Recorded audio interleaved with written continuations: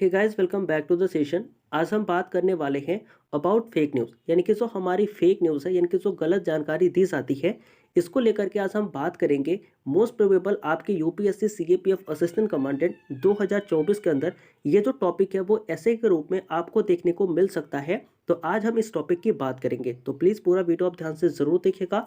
कोई भी डाउट और कोई भी सजेशंस होता है तो कहीं ना कहीं आप कमेंट करके पूछ सकते हैं। तो आइए वीडियो को स्टार्ट करते हैं। फेक न्यूज फैलाने के आरोप में 8 यूट्यूब चैनलों को बंद कर दिया। IT Ministry has now cracked down on fake news that has been doing the rounds on social networking sites. The court has issued an advisory over fake websites that are impersonating the Apex Court's official website, where the attackers allegedly solicit personal details of the users. The Supreme Court has warned against sharing any personal or confidential information with these websites or websites that seem to be linked to the Supreme Court, and has flagged the phishing attack with law enforcement officials as well. सबसे पहले हम बात करेंगे इसके context की। सबसे पहले अगर मैं आपसे पूछूं कि हम ये पढ़ क्यों रहे हैं, तो इसे आपको भी पता होना चाहिए कि आप ये पढ़ क्यों रहे हैं, क्योंकि ये जो न्यूज़ है ना वो काफ़ी ज़्यादा इंपॉर्टेंट है। ये इंपॉर्टेंट क्यों है? क्योंकि अभी एक टीवी एंकर जो थे, जो काफ़ी जाने माने और फेमस टीवी एंकर हैं, आपको भी पता होगा, उन्हें क्या किया गया, बेसिकली चार्ज किया गया कि वो कर्नाटका पुलिस के द्वारा बुक किए गए थे जानबूझ करके गलत जानकारी को फैलाने के लिए, जिससे कि वहाँ की जो पॉलिटिकल गेन है वो कहीं ना कहीं हो सके। तो पॉलिटिकल गेन के लिए एक टीवी एंकर को कर्नाटका पुलिस ने क्या किया था, बुक किया था कि आप जानबूझ करके गलत जानकारी फैलाइए। तो ये तो हमारा रिसेंटली एक केस हो गया, यानी कि एक इंसिडेंट हो गया, जिसकी वजह से ये जो चीज़ है वो काफ़ी ज़्यादा हाईलाइट हुई और इसको लेकर के हम इस वीडियो में बात करने वाले हैं। लेकिन अगर मैं आपसे पूछूं कि क्या यही एक केस है जिसकी वजह से हम बात कर रहे हैं, तो मैं बोलूँगा बिल्कुल भी नहीं। क्योंकि अभी ऐसा देखा गया है कि अभी हमने क्या देखा कि कहीं ना कहीं जो हमारे सोशल मीडिया है, जैसे कि इंस्टाग्राम हो गया, फेसबुक हो गया, या फिर ट्विटर हो गए, या फिर जो हमारा यूट्यूब हो गया, उसके माध्यम से भी क्या हुआ है कि कहीं ना कहीं जानबूझ करके गलत जानकारी फैलाने के जो आरोप हैं और ऐसे जो केसेस हैं वो बहुत सारे जो है वो रजिस्टर करे गए हैं भारत के अंदर। तो कहीं ना कहीं जो हमारी फेक न्यूज़ है, यानी कि जो गलत जानकारी स्प्रेड करी जाती है, वो एक बहुत ही गंभीर समस्या है। और इसके बारे में कहीं ना कहीं एज अ सीरियस एस्पायरेंट आपको पता होना चाहिए, और कहीं ना कहीं इसके ऊपर ऐसे राइटिंग आपसे पूछी जा सकती है। तो प्लीज़ पूरा वीडियो आप ध्यान से ज़रूर देखिएगा, क्योंकि ये इंपॉर्टेंट होने वाला है। यहाँ पर एक टर्म यूज हुआ है जिसका नाम है मिस इन्फॉर्मेशन। अगर मैं आपसे पूछूं कि मिस इन्फॉर्मेशन और डिस इन्फॉर्मेशन में अंतर क्या होता है, आप जल्दी से कमेंट करके बता दीजिएगा अगर आपको पता है तो। मुझे पता है कि बहुत सारे ऐसे एस्पायरेंट होंगे जिनको उसके बारे में पता होगा, बट बहुत सारे ऐसे भी एस्पायरेंट होंगे जिनको कहीं ना कहीं मिस इन्फॉर्मेशन और डिस इन्फॉर्मेशन जो है वो सेम ही लगता है। तो अब हम बात करेंगे कि जो हमारी ये फेक न्यूज़ है, इसका इम्पैक्ट क्या होता है सोसाइटी के ऊपर, क्योंकि ये जो फेक न्यूज़ है ना, ये काफ़ी ज़्यादा इंपॉर्टेंट है हमारे सोसाइटी के लिए भी। अब देखो, इंपॉर्टेंट का सेंस ऐसा नहीं है कि ये महत्वपूर्ण है, इसे होना चाहिए। इंपॉर्टेंट का मतलब ये है कि हमें पता होना चाहिए कि कौन सी न्यूज़ फेक न्यूज़ है और कौन सी न्यूज़ जो है वो रियल न्यूज़ है, ताकि हमारे समाज के ऊपर जो इसका प्रभाव पड़ता है ना, कहीं ना कहीं हम उसे रोक सके। तो सबसे पहले इसके इम्पैक्ट ऑफ फेक न्यूज़ की हम जब भी बात करेंगे, तो सबसे पहला जो हमारा इम्पैक्ट आता है वो है manipulating the views of public. यानी कि आपने भी देखा होगा कि कई बार, अगर देखो यहाँ पर ना मैं थोड़ा सेंसिटिव मुद्दों का उदाहरण लूंगा ताकि आप चीज़ों को समझ सके और कनेक्ट कर सके। मेरा उद्देश्य किसी भी धर्म को छोटा दिखाना नहीं है और किसी भी धर्म को बड़ा दिखाना नहीं है। मैं आपको बस समझाने के लिए अगर ऐसे कोई चीज़ें एग्जाम्पल के तौर पर यूज़ करता हूँ जो कि मुझे नहीं करना चाहिए, लेकिन फिर भी अगर मैं कर देता हूँ तो इसे आप सह लीजिएगा, या फिर बोल सकते हो कि इसे आप स्किप कर दीजिएगा। मैं बेसिकली बोलता हूँ कि देखो, जो हमारी फेक न्यूज़ है ना, इसका पहला इंपैक्ट क्या होता है कि अगर आपके लोगों के व्यूज़ पाने हैं ना, या फिर लोगों का व्यू बदलना है, तो आप क्या करिए, फेक न्यूज़ फैला दीजिए। फॉर एग्जाम्पल मैं बोलता हूँ, जैसे मान लो कि आपको आपको अगर हिंदुओं के वोट पाने हैं, तो आप क्या करेंगे, कोई ऐसा सरकमस्टांसेस क्रिएट कर दीजिए जिससे कि क्या हो, जितने भी सारे हिंदू हैं ना वो एकत्रित हो जाए। ठीक है, जैसे कि अभी आपने देखा होगा कि जो रामनवमी है उसमें मीट के टुकड़े फेंक दिए गए थे हिंदुओं पर। तो इसमें क्या होता है कि कहीं ना कहीं जो लोग सोचते हैं ना कि जो मीट के टुकड़े हैं वो मुसलमानों ने फेंके हैं, और इससे क्या होता है कि जो जितने सारे हिंदू हैं ना वो इकट्ठे हो जाते हैं। इससे होता क्या है कि इनके जो बोल सकते हो कि जो व्यूज़ हैं वो कहीं ना कहीं मैनिपुलेट किया जा सकता है इस तरीके के फेक न्यूज़ को फैला करके। अब ये जो पीडीएफ है ना वो आप पढ़ भी सकते हैं, ये टेलीग्राम के ऊपर अवेलेबल भी है, तो इसे मैं पढ़ नहीं रहा हूँ, बस मैं आपको थोड़े थोड़े समयों में पूरी जो जानकारी है वो आपको दे दे रहा हूँ। दूसरा हमारा होता है इकोनॉमिक इम्पैक्ट। देखो, इकोनॉमिक इम्पैक्ट कैसे होता है।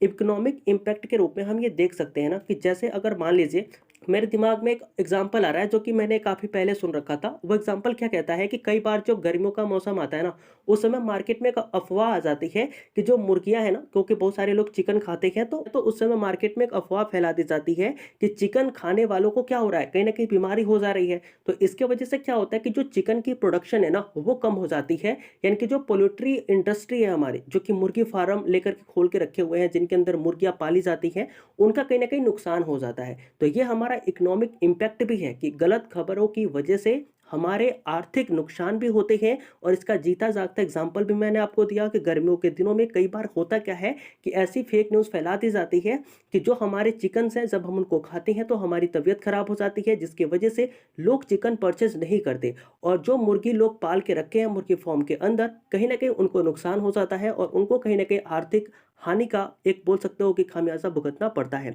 और ये बात जो है वो केवल मैं नहीं कह रहा, यहाँ पर आईसीएआर की जो रिपोर्ट है वो भी ये बता रही है। यानी कि सेंट्रल एवियन रिसर्च इंस्टीट्यूट ये कहती है कि भारत के अंदर हर साल लगभग 3 बिलियन रुपयों का क्या होता है, नुकसान होता है पोल्ट्री इंडस्ट्री के अंदर। कब? क्योंकि ऐसी हर साल खबरें आती रहती हैं कि जो मुर्गियों के वजह से क्या हो रही है, लोगों की तबीयत खराब हो रहे हैं। स्वाइन फ्लू नामक नाम जो है वो मैंने भी सुना है और आपने भी कहीं ना कहीं सुना ही होगा। वहीं मैं बात करूं इम्पैक्ट ऑफ फेक न्यूज़ की, तो हमारा तीसरा इम्पैक्ट होता है इंटरनल सिक्योरिटी। अब देखो, इंटरनल सिक्योरिटी जो है ना, वो कहीं ना कहीं जो मैनिपुलेटिंग ऑफ पब्लिक व्यूज है, इसी के साथ जुड़ा हुआ है। अगर मैं आपसे बोलूं कि कई बार आप क्या करते हो, किसी चीज को लेकर के रेडिकुलाइज हो जाते हो। रेडिकुलाइज का मतलब क्या हो गया कि जैसे मैं अपने धर्म को लेकर ना कट्टर हो गया, तो अब क्या होगा कि जो मैं अपने धर्म को लेकर कट्टर होऊंगा, तो दूसरा इंसान जो होगा मेरे सामने वाला, वो भी तो अपने धर्म को लेकर के कट्टर होगा। और इससे होगा क्या कि समाज के अंदर यानी कि सोसाइटी के अंदर टेंशन क्रिएट हो जाएगा। और ये टेंशन कहीं ना कहीं हमारे इंटरनल सिक्योरिटी यानी कि देश की आंतरिक सुरक्षा को कहीं ना कहीं नुकसान पहुंचाने का काम करती है। तो इसका तीसरा इंपैक्ट हमें ये नजर आता है कि कहीं ना कहीं हमारे इंटरनल सिक्योरिटी जो है वो वीक हो जाती है। इसके अलावा अगर मैं बात करूं हमारे चौथे इंपैक्ट की, तो हमारा फोर्थ इंपैक्ट क्या होता है, तो कहीं ना कहीं रोल ऑफ डीफेक। देखो, रोल ऑफ डीफेक जो है ना, इसको मैं आपको बड़े एग्जाम्पल से समझा सकता हूं। अगर कॉपीराइट नहीं आया तो मैं एक वीडियो जो है वो यहाँ पर लगा देता हूँ, आप देख भी लीजिएगा। तो उसके बारे में क्या ख्याल है? फैंस आपके काफी जो है ना उसको एंजॉय कर रहे हैं। कभी कोई फैंस को अपनी आवाज ओरिजिनल आवाज में गाना सुनाएंगे? चले मैं अपने फैंस के लिए एक गाना गा देता हूँ। बिल्लो बट के बिल्ले यहाँ दाग की करेगी, बट के बिल्ले यहाँ दाग की करेगी, बिल्लो बट के बिल्ले यहाँ दाग की करेगी, नी मेरा माँ बाप वाले खून अंग अंग को हो, काले दे लिबास दी सिखिंग कोरी, डोल डोल जावे मेरे काले रंग तो। इस वीडियो के अंदर आप देखेंगे ना कि जो हमारे बाबर आजम साहब हैं, जो कि पाकिस्तान क्रिकेट टीम के कैप्टन हैं, उन्होंने अपने आप से कोई गाना नहीं गाया। लेकिन हुआ क्या है ना कि यहाँ पर उनके चेहरे के ऊपर एक डीप फेक एआई विजुअल का इस्तेमाल किया गया है और उनके फेस के ऊपर बेसिकली इस गाने को फिट कर दिया गया है। और ये गाना हूबहू उनकी आवाज में जो है वो गाया जा रहा है, बिल्ले बके बिल्लिया दा की करेगी। ठीक है, ये वाला गाना है और ये खुद हमारे जो कप्तान साहब है वो गा रहे हैं। आप देख करके इसे पता नहीं कर सकते कि यह जो है वो बाबर आजम ने गाया है या नहीं गाया है।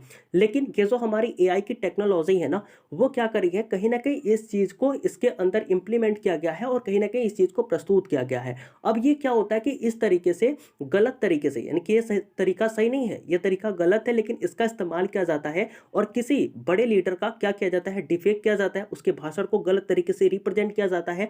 और इसके वजह से होता क्या है कि इसके वजह से उस व्यक्ति की जो पर्टिकुलर लाइफ है ना वो चेंज हो जाती है, उसको काफ़ी हेट मिलने लगते हैं। तो इस तरीके से जो हमारी फेक न्यूज़ है ना वो भी और ज़्यादा प्रसारित हो रही है बाय द सोशल मीडिया, जितने भी हमारे सोशल मीडिया प्लेटफॉर्म हो गए उनके द्वारा। तो ये हमारा हो गया चौथा इम्पैक्ट। वहीं अगर मैं पांचवें इम्पैक्ट की बात करूँ ना कि तो वो होता है communal disharmony and social division. अब देखो, कम्युनल डिसहार्मनी और सोशल डिवीजन क्या है, यानी कि समाज के अंदर जो डिसहार्मनी है। देखो, हार्मनी का मतलब तो होता है एक साथ मिलकर के रहना, और डिसहार्मनी का मतलब हो जाएगा कि अलग अलग रहना। यानी कि जो समाज के लोग हैं पहले सभी एक साथ रहते होंगे, लेकिन किसी गलत खबर के द्वारा, किसी गलत अफवाह के द्वारा, गलत न्यूज़ के द्वारा, यानी कि फेक न्यूज़ के द्वारा जो हमारी सोसाइटी है ना वो डाइवर्स हो जाएगी, वो डिसहार्मनी में आ जाएगी और कहीं ना कहीं हमारी सोसाइटी का डिवीजन भी हो जाएगा। इसके अलावा अगर मैं बात करूं तो इसका एक इम्पैक्ट और भी होता है कि हमारे कम्युनल राइट, जैसे कि सांप्रदायिक दंगे आपने सुने होंगे, वो भी इसके वजह से हो जाते हैं। और कई बार जो पब्लिक और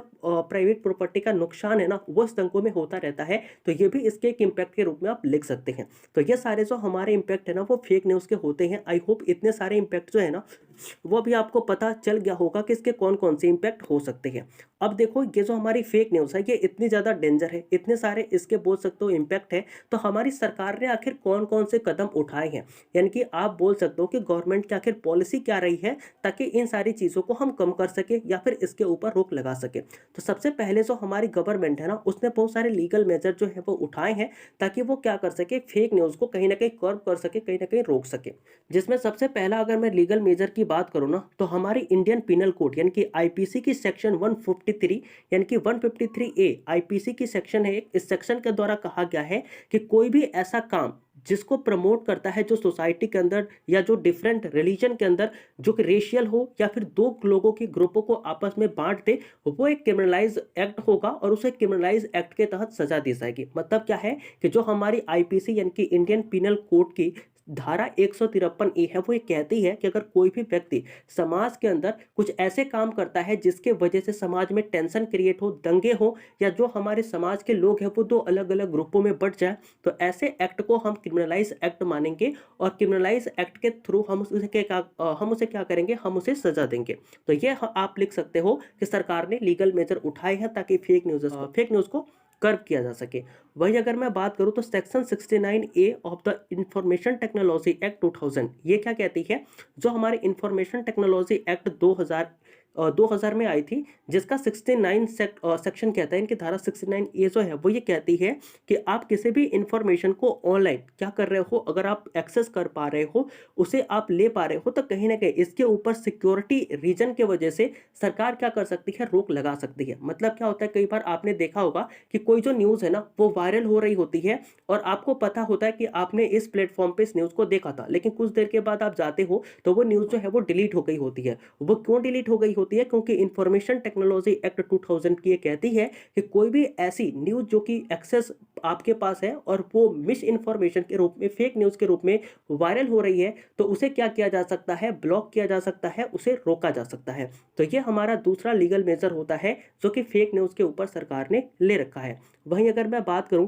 तो डिजास्टर मैनेजमेंट एक्ट 2005 का जो है वो क्या कहता है, वो ये कहता है कि कोई भी ऐसा इंसान या फिर कोई भी ऐसी वेबसाइट जो कि क्या करती है, कहीं ना कहीं लोगों को गलत जानकारी देती है डिजास्टर के रूप में, उसके ऊपर क्या किया जाएगा, कड़ी से कड़ी कार्रवाई करी जाएगी। इसका मतलब क्या हुआ कि डिजास्टर को लेकर के आप ऐसा नहीं कह सकते कि उत्तर प्रदेश में भी बहुत भारी बारिश होने वाली है या फिर कुछ ऐसा होने वाला है जिससे कि लोग जो है वो भगदड़ मच जाए और लोगों के जो बोल सकते हो कि जान माल के नुकसान है या हानि है वो देखने को मिले। तो इसके ऊपर बेसिकली डिजास्टर मैनेजमेंट एक्ट 2005 के थ्रू इस चीज़ को कर्व करने के लिए यहाँ पर लीगल मेजर बनाए गए हैं। वहीं अगर मैं बात करूँ 2021 का आईटी रूल यानी कि इंफॉर्मेशन टेक्नोलॉजी रूल 2021 का क्या कहता है कि कोई भी ऐसी वेबसाइट जो कि सोशल मीडिया पर कोई चीज़ शेयर करी गई है और वो क्या होती है, अगर गलत पाई जाती है, उसके अंदर मिस इन्फॉर्मेशन इन्वॉल्व होती है, तो उस चीज़ को क्या किया जाएगा, एक नहीं बल्कि पूरे के पूरे सोशल मीडिया से डिलीट कर दिया जाएगा। फॉर श्योर आप मान के चलिए कि मैंने अपनी वीडियो जो है वो यूट्यूब पर शेयर करी और ये यूट्यूब पर वीडियो जो है वो गलत जानकारी मैं दे रहा हूँ। अब ये जो वीडियो है इसको किसी ने फेसबुक पर शेयर कर दी, किसी ने इंस्टाग्राम पर शेयर कर दी, किसी ने इसको कहीं और भी शेयर कर दिया। अब होगा क्या कि ये जो हमारी वीडियो है ना, ये अगर यूट्यूब से हटाई जाती है तो केवल ये यूट्यूब से हटेगी, बाकी सभी जगहों पर ये जो वीडियो है ना ये वायरल रहती रहेगी और ये कहीं ना कहीं शेयर में जाती रहेगी। ये 2000 के रूल के अकॉर्डिंग, ये जो हमने 2000 में एक्ट पढ़ा था ना इंफॉर्मेशन टेक्नोलॉजी का, ये इस एक्ट के थ्रू मैं बोल रहा हूँ। लेकिन जो 2021 के अंदर जो रूल लाया गया उसके अंदर ये बताया गया कि अब हम क्या करेंगे कि कोई भी इंफॉर्मेशन अगर गलत है ना तो हम पूरे सोशल मीडिया पर देखेंगे, चाहे वो फेसबुक हो जाए, इंस्टा हो जाए या हमारा यूट्यूब हो जाए, तो कहीं पर भी अगर ऐसी इंफॉर्मेशन शेयर करी गई है तो इन सारे ही प्लेटफॉर्म से इस तरीके के इंफॉर्मेशन को हम डिलीट कर देंगे। तो ये हमारा आईटी रूल जो है वो 2021 के अंदर कहा गया था। ठीक है, तो ये हमारे लीगल मेजर है जो कि गवर्नमेंट ने क्या किए हैं, लिए हैं ताकि वो क्या कर सके, कहीं ना कहीं इन सारी फेक न्यूज़ को फैलने से और रोका जा सके। वहीं अगर मैं बात करूं वे फॉरवर्ड की, तो जहां पर हमारा सजेशन क्या हो सकता है, एज अ बोल सकते हो कि आप एक सीरियस एस्पायरेंट हो, कल को आप ऑफिसर बनोगे, तो एज अ ऑफिसर आपकी जिम्मेदारी कैसे होगी, आप क्या कर सकते हैं ताकि ये जो फेक न्यूज़ है ना आप रोक सके। तो मैं आपको सबसे पहला वे फॉरवर्ड पॉइंट बताना चाहूँगा, वो है कि आप सबसे पहले ना वेरीफाई करेंगे सोर्सेज से। जैसे मान लो अगर मेरे बारे में कुछ कहा जा रहा है या फिर मैंने जो चीज़ कही है और वो आपको लग रहा है कि क्या ये फेक न्यूज़ है, क्या ये गलत तरीके से बताया गया है, तो आप क्या करें, मेरे से आके कंफर्म करें कि क्या सर आपने ऐसी बातें कही हैं मैं बोलूँगा ठीक है मैंने कही है तो कही है, अगर नहीं कही है तो मैं बोलूँगा मैंने नहीं कही है। तो इससे क्या होगा कि हमें पता लग जाएगा कि ये जो न्यूज़ है ना ये फेक है या फिर इसको जानबूझ के क्रिएट किया गया है। और जब ये न्यूज़ आप वेरीफाई कर लेंगे तो आसानी से इस चीज़ को डिलीट किया जा सकता है। तीसरा हमारा होता है रोबुस्ट लेजिस्लेटिव फ्रेमवर्क।